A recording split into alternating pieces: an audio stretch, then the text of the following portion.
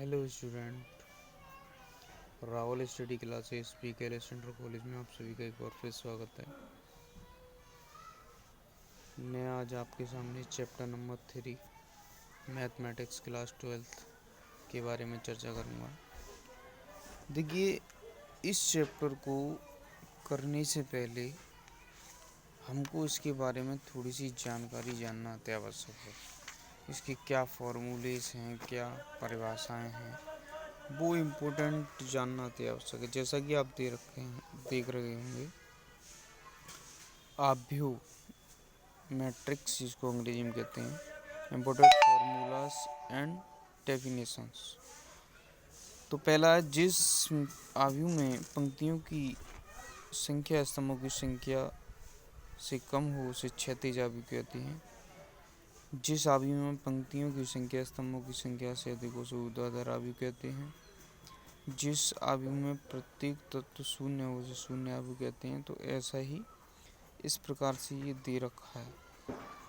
9 point हैं, इनको तैयार कर लीजिएगा और फिर कॉपी में अपनी में जहाँ भी बना रहे हो वहाँ इन्हें नोट कर लीजिएगा। अब चलते हैं एक्सरसाइज की ओर।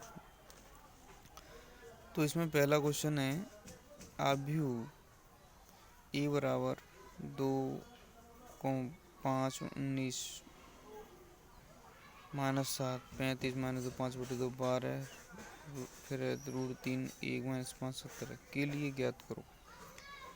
तो हमने ये पहली कंडीशन दे रही है कि आव्यूह की कोटि बताइए, दूसरी में आव्यूह की संख्या बतानी है, तीसरी में आव्यूह की ये बताने है कि A13 कौन सा है। तो यहाँ चर्चा करेंगे हम आव्यूह की कोटि 2, 3। तो देखिए, आव्यूह की कोटि 3/4 होगी। आव्यूह की कोटि जो होगी, इसमें 3 कॉलम 4 पंक्ति हैं। तो इस प्रकार से, तो अब अवयवों की संख्या बतानी है। तो 3 कॉलम 4 पंक्तियों का गुणा हो जाएगा, 3 चौक 12, इसमें 12 अवयव हैं।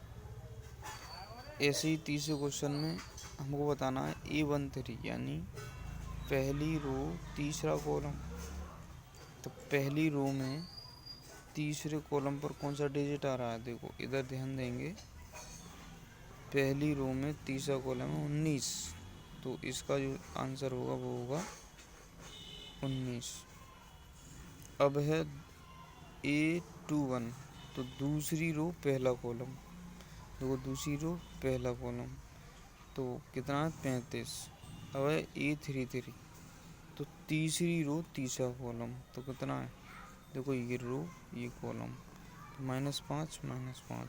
A23 याद करेंगे तो दूसरी रो तीसरा कॉलम, 5/2 5/2। इस प्रकार से ये सॉल्व होगा। ऐसे ही आगे क्वेश्चन है दूसरा कि 24 अवयव वाले आव्यूह की संभव कोटियाँ। तो इस प्रकार से निकलेंगी कि 12 × 2, 1 × 24, 24 × 1, 2 × 12, 3 × 8, 8 × 3, 4 × 6, 6 × 4। इसी प्रकार से 13 की भी निकालनी है, तो 1 × 13, 13 × 1। आगे है तीसरा क्वेश्चन लिख रहा है, स्वयं करें, बिल्कुल दूसरे जैसा है, करेंगे। चौथा क्वेश्चन, 2 × 2 आव्यूह की रचना करनी है।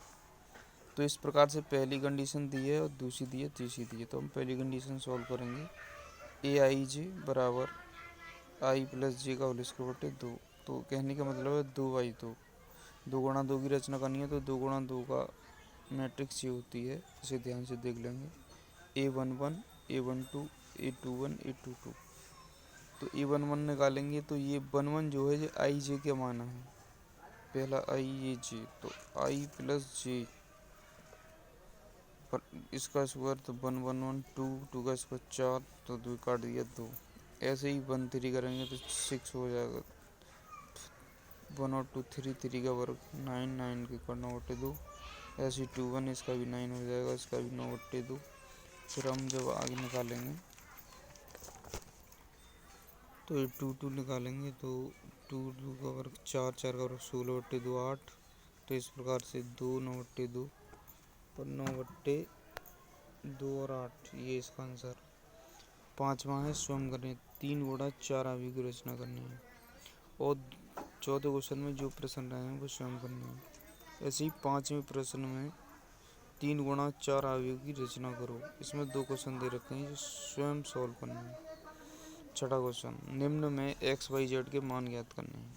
तो पहले दे रखा है पहली रो में 4 3, दूसरी में x 5, ऐसे वाई जेड 1 5। तो सीधा सीधा है, देखो वाई का मान 3 हो गया, सॉरी वाई का मान 4 हो गया, जेड का मान 3 हो गया और एक्स का मान 1 हो गया। ये दैट्स ऑल। तो सरल है। अब दूसरा क्वेश्चन है थोड़ा कठिन है। X plus y 2, 5 plus z x y बराबर 6 2 5 8। तो सबसे पहले x प्लस वाई बराबर 6 समीकरण 1 और 5 प्लस जेड बराबर 5 और एक्स वाई बराबर 8, इसको समीकरण नंबर 3। तो हम जहाँ से 5 को इधर ट्रांसफ़र कर देंगे तो 5 में से 5 घटेगा तो जेड बराबर 0 और समीकरण 1 से वाई बराबर 6 माइनस एक्स। देखिए समीकरण 1 से वाई का मान निकालिए यहाँ से, तो एक्स को ट्रांसफर कर दिया 6 माइनस एक्स। वाई का मान समीकरण 2 में रखने पर तो एक्स 6 माइनस एक्स बराबर 8, तो इसका एक गुणा कर दिया तो इतना गया। तो यहाँ से समीकरण बन गया, इसके फैक्टर कर दिए, फैक्टर करने के पश्चात ये बचेगा। तो एक्स के मान 2,4 और वाई के मान भी 2,4, अर्थात एक्स बराबर 2 वाई बराबर 4 जेड बराबर 0। तो ये एक्सरसाइज समाप्त हुई। कल मिलेंगे आपसे 3.2 के साथ। धन्यवाद।